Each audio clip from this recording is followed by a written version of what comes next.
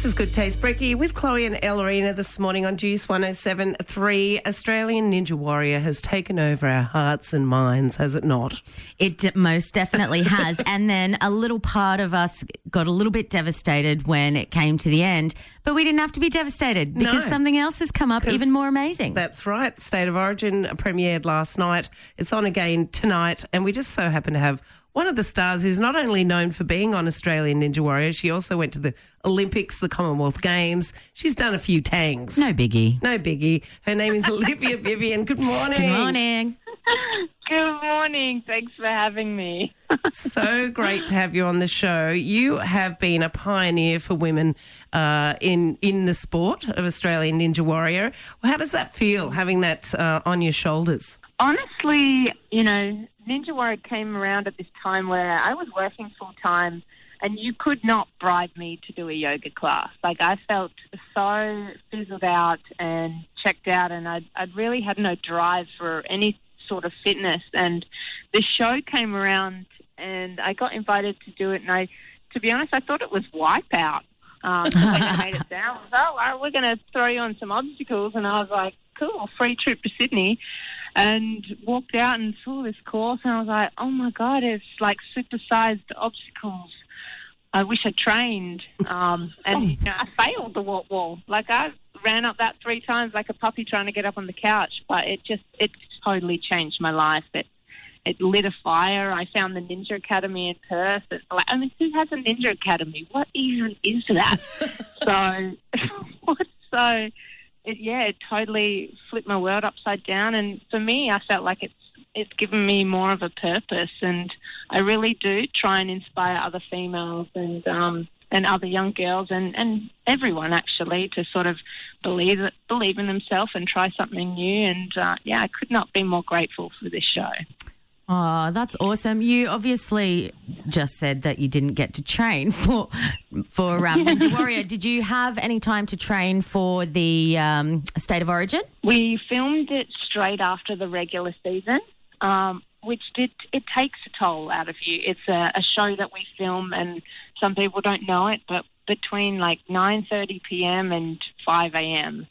So when you're watching the show, you'll now notice that it's pitch black.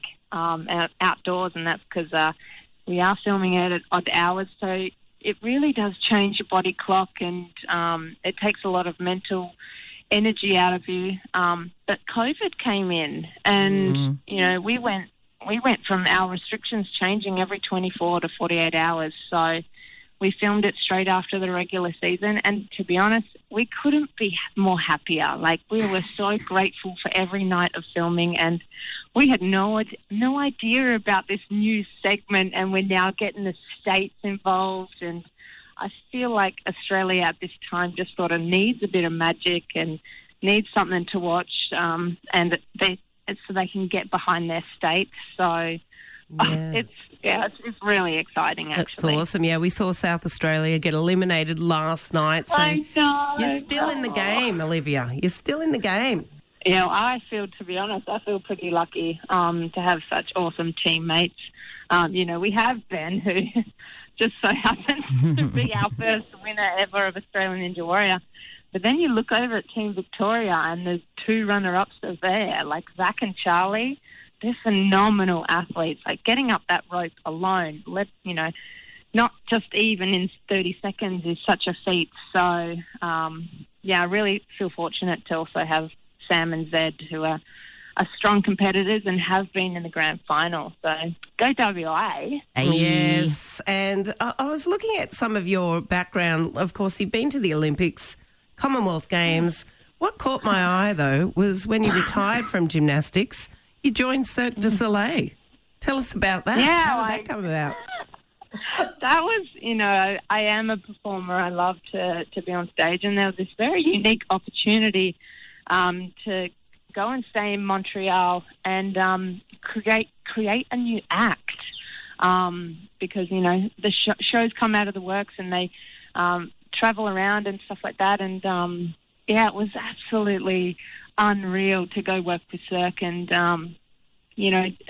test these new moves and these new obstacles and setups and stuff like that. And it's such a magical world. They really do take people from all over the world, all languages, and throw them all together under a tent. And yeah, it's beautiful. It felt like a crazy, wacky home. I bet.